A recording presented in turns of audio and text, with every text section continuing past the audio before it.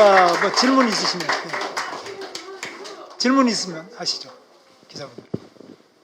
요 주제 하고 그 다음에 기타 일반 정치 문제. 요건 뭐 충분하죠. 혹시 근데 여러분들께서 뭐 예를 경제지에서도 오셨죠? 그래, 그게 되냐?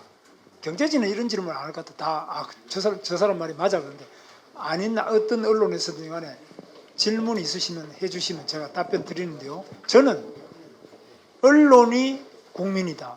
기자가 국민의 대변인이다. 그렇게 생각하고 있습니다. 저는 국회의원보다 그 이상으로 기자들이 국민의 대변인이다. 저는 그렇게 생각하고 있습니다. 왜냐하면 국회의원은 회기 때 자기 뭐 대정부 질문하고 이렇게 할 때만 발언하지만 기자들은 매일 요즘 계속 발신하잖아요. 이 발신 매일 국민하고 소통하지 않습니까? 국회의원들도 이렇게 못하고 공무원도 이렇게 국민들하고 소통 못합니다. 그래서 여러분들을 국민으로 생각하고 제가 모시고 섬기겠습니다. 그러니까 언제든지 말씀을 주시면 우리 대변인도 하고 우리 여기 의원님들도 하고 저도 계속 하겠습니다. 자, 예, 말씀하세요. 네, MBN 김현입니다. 일단 언론에 대해서 좋게 말씀해 주셔서 감사드리고요. 그 한덕수 권한대행 단일화에 대해서 계속 앞장서서 이야기해 주시고 계신데 다른 후보들에 비해서 좀 구체적이지 않다는 지적이 나오고 있거든요. 구체적인 방안에 대해서 한번 설명해 주실 수 있으실까요? 구체적인 것도 중요하지만 더 중요한 것은 진심입니다. 저는 진심으로 정말 좋은 분이 계셔서 이재명을 이기고 우리나라를 위대하게 국민을 행복하게 하실 수 있는 분이 있으면 좋겠다. 제가 오죽하면 다 발표했으면 그러겠습니까? 제 지지율이 막 높이 나올 때 처음에 저는 이제 신자입니다. 기독교 신자인데 주님 이 잔을 피할 수 있습니까? 제가 이 잔을 꼭 받아야 됩니까? 피할 수 있다면 저는 좀 피하게 해 주십시오. 그 정도로 저는 이 현재 제 자리가 무겁게 생각하고 있습니다. 제가 뭐 욕심을 내서 하는 게 아닙니다. 정말 이 나라를 위해서 국민들이 얼마나 간절하면 저까지 불러내실까. 그런 점에서 참 저는 이런 일이 안 일어나기 바랐기 때문에 대통령께서 다시 복귀하기를 기도했습니다. 그런데 대통령이 그만 파면이 되고 이 자리가 왔기 때문에 그때 제가 안 나온다 그러면 또 많은 분들이 욕을 하겠죠. 저는 왜 국민들 여론도 많은데 왜 안 나오냐. 나왔습니다. 그런데 이재명을 지금 제가 지지도가 이재명보다 몇 배 돼야 되는데 이재명은 어제 보셨습니다만은 와 89.77% DJ를 능가하는 새로운 제왕이 나타났어요. 민주당의 제왕, 이 선거판의 제왕, 앞으로 대한민국의 제왕이 나타납니다. 이 제왕은 민주라는 이름을 단 제왕이 나타났어요.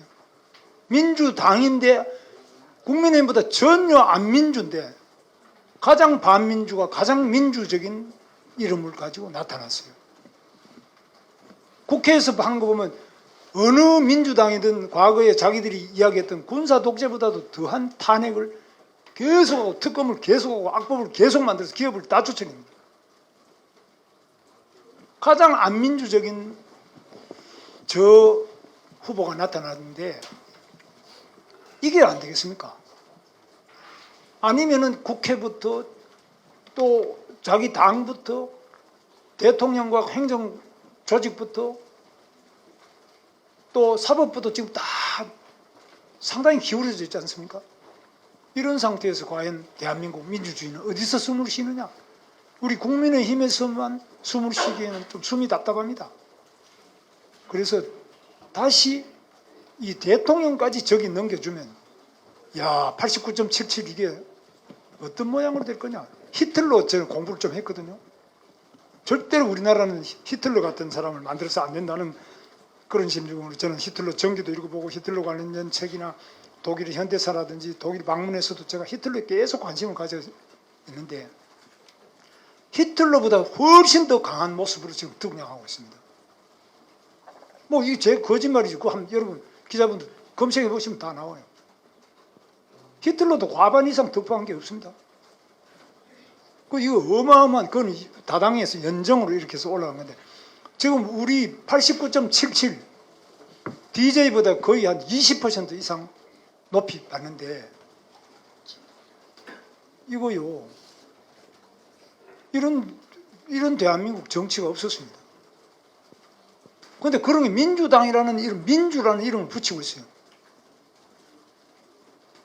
저는 이 가면을 찍고 싶어요.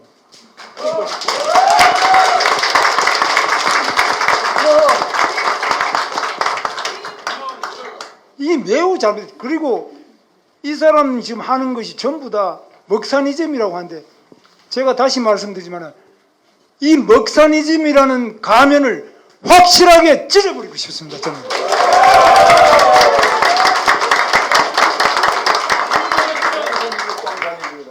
이재명이 당선되면 민주주의가 사라질 것이다. 그 무슨 선동이냐? 사실입니다. 민주당에, 나는 민주당에도 제가 아는 운동권들, 저하고 감옥 같이 살았거나 저하고 공범관계 있는 사람, 민주당 국회의원들이 여러 명 있어요. 그 사람들이 하는 이야기가, 왜 그래? 내가 당신 이재명이 어떤 사람인지 알지 않느냐? 말 못합니다. 다음에 공천을 안 받으러 가고 하면 몰라도. 이게 민주주의입니까? 우리 당은 그런 거 없어요. 뭐 오나 안 오나 여기 다 계시지만, 오나 안 오나 항상 우리 국회의원들 뭐 저한테 안 나타났다고 해서 공천 못 받거나 나타났다고 뭐 안 줄 사람 주거나, 저는 그런 거 없습니다. 저는 공평하게 합니다. 공정하게 합니다. 그래서 이 민주당의 저 89.77의 의미, 이거 우리 찢지 못하면 대한민국 민주주의 없습니다.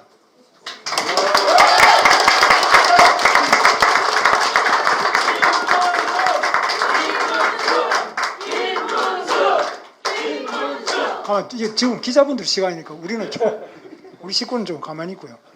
그 다음에 이재명 형님을 제가 만났거든요.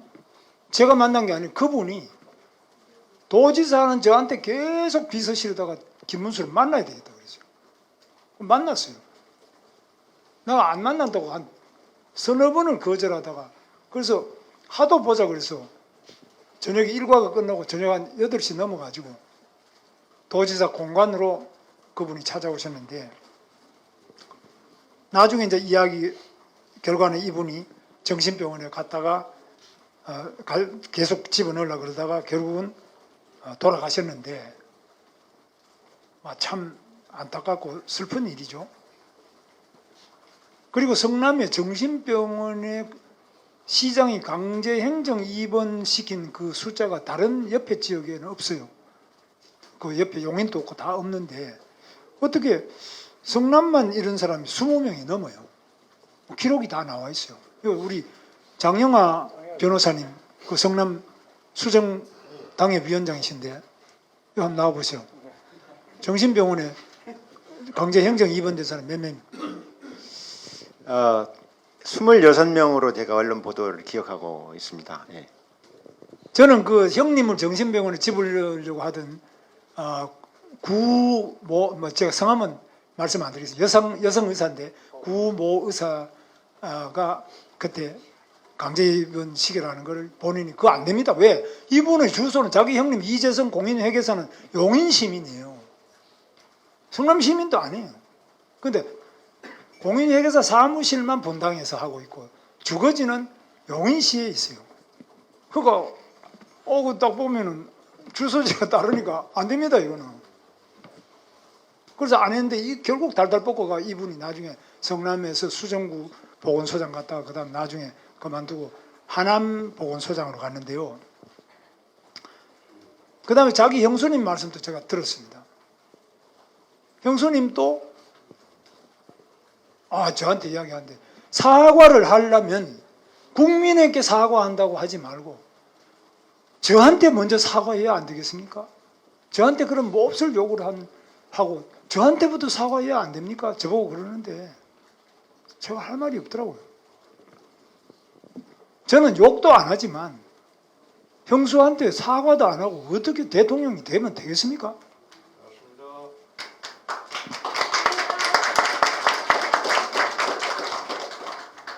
그래서 저는 뭐 남당 사람을 비판하려고 하는 것보다도 대한민국 국민을 다 정신병원에 보내는 것은 안 된다는 거예요. 대한민국에 저런 흉악스러운 욕을 하고도 대통령이 된다면 우리가 교육을 어떻게 시키냐. 뭐 바른 말, 고운 말, 코나 다 없애야지. 그거 어떻게 해서 되겠습니까?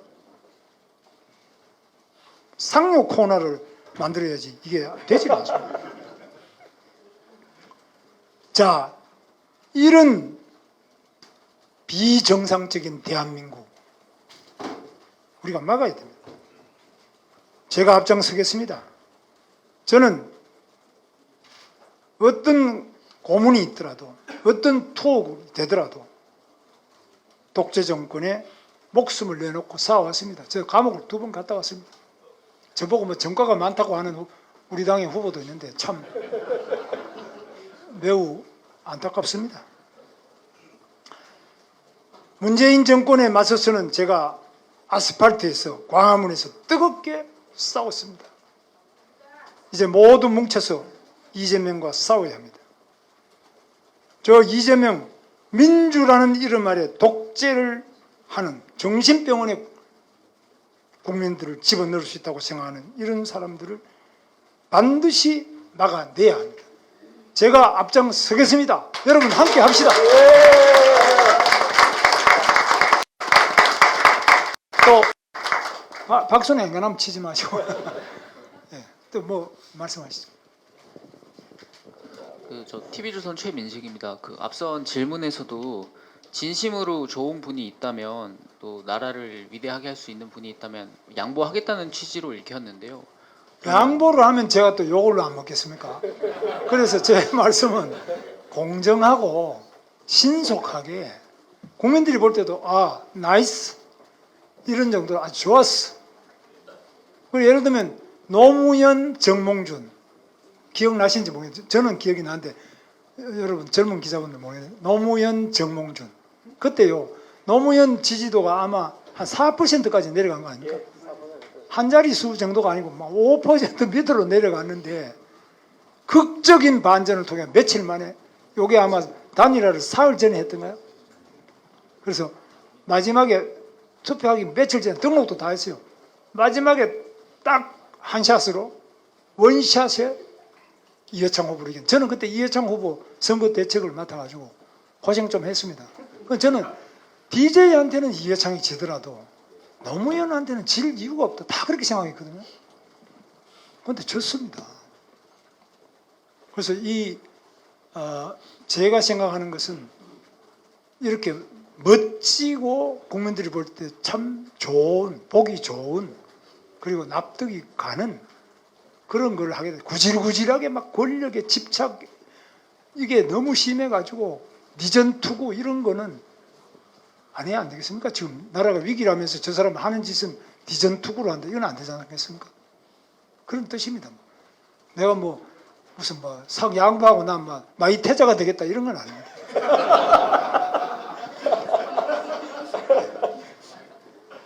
그러면 한덕수 후보가 곧 출마할 것 같은데 단일화 과정에서 할 것 같습니까?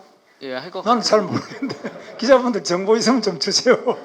그러면 단일화 과정에서 승리하실 거라고 생각하시나요? 글쎄 이제 출마를 하시게 되면은 단일화의 구체적인 부분을 이제 좀 더 이렇게 이야기해야 되겠습니까? 현직 대통령 권한 대행을 하고 계시는데 제가 그 자꾸 단일화 방안을 이야기하자 그러면 저보고 약간 정신 나간 사람 생각 안 했을까? 남 권한 대행하는데 왜 와서 자꾸 단일화 이야기하냐 그러면 저도 이상하고 그분도 좀 이상해질 것 같은데요. 자, 후보님 이제 다음 일정 있으셔서 이송하셔야 됩니다. 예. 제가 이제 오늘 말씀드리고 싶은 건 저는 진심으로 기자가 중요하다. 국회의원 이상으로 기자가 중요하다. 왜? 국회의원이 알리는 그 메시지보다는 기자분들께서 알리는 지금 두드리고 계시는 여러분의 그 글이 국회의원들이 활동하는 이상으로 국민들에게 엄청난 영향을 지속적으로 또 생생하고 구체적으로 계속 전파하고 발신을 계속 하시잖아요. 이 국회의원들은 지금 서희지 아무것도 안 하고 있어요. 손가락 움직이는 한 사람도 입만 올려요. 여러분은 계속 두들기잖아. 그 자체가 어마어마한 메시지를 발산하고 있다는 거예요. 그 저는 언론인들이 매우 중요하다. 언론인들의 사명이 중요하다. 부디 좀 이 나라를 생각하고 국민을 생각하는 뜨거운 마음으로 우리가 한번 진실을 알고 보자. 그래서 옛날에 이제 우리가 70년대에 그때 학생운동 할 때는 서울법대에서 만들어내는 언더페이퍼가 있었어요. 지하신문이죠. 학교에 등록 안 한 신문에서 그 이름이 자유의 종. 이신범 의원이 자주 이신범 의원이 지금 안 오셨죠? 이신범 의원이 그때 그거 만들고 뿌리고 이렇게 했는데 그때 이제 잡혀가서 다 또 제적당하고 그런데 자유의 종이라는 게 있어요.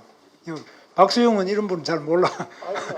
젊은 사람 국가대 앞에 딱 종이 있습니다. 종은 있는데 그 신문이 언더페이퍼가 시커먼 뭐 이제 그 인쇄판으로 긁어갖고 그 자유의 종이라는 신문이 있어요. 법과대학에 종 그걸 이제 제목을 했지만 거기를 보면 신문에 안 나는 그때 검열이 많으니까 신문에 안 나는 걸 알렸는데 그 자유의 종이 정말 아주 진실도 말하지만 국민들을 깨우는 학생들을 깨우는 역할을 했는데 언론은 뭐 등록이 됐건 안 됐건 진실을 말하는 것이 참 중요하다. 자기 편견을 전파하는 게 아니라 그런 면에서 언론인은 존경받아 마땅한 직업이다. 그리고 존경받을 수 있게 잘 좀 해주신다면 국회의원 이상으로 아마 나중에 무덤에 비석에다가 쓰시면 언론인 아니 웃을 게 아니고요. 교황은 그거 아무것도 쓰지 마라 그랬거든요. 교황 이상으로 여러분들이 그 메시지가 매우 중요한 시대의 등불, 시대의 횃불이, 시대의 뭐 요즘은 LED 등이 될 것이다. 저는 그렇게 생각합니다. 정말 잘 좀 부탁을 드리고 감사합니다. 후보님 바쁘신데 1분만 좀 뺏어야 되겠습니다. 우리 한민족 서화총연합회 김종상 총재님께서 북글씨를 갖고 오셨는데요. 앞으로 가시죠. 앞으로. 예. 지금 이동하셔야 되는데 빨리 이게 정적식하고 사진 한 장 찍고 이동하도록 하겠습니다.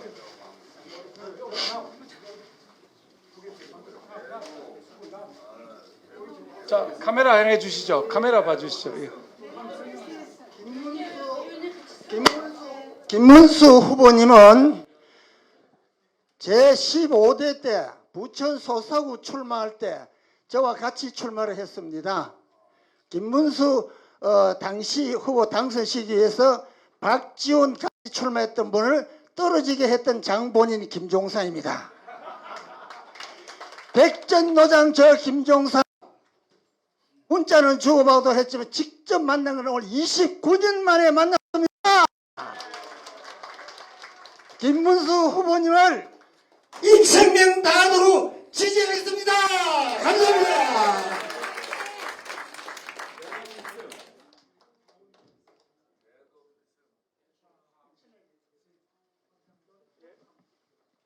후보님은 또 계신 장영아 변호사님 모셨습니다. 장 변호사님께서 이번 선거판의 진실과 관련해서 이재명 후보의 거짓에 대해서 성명서를 발표하시겠습니다.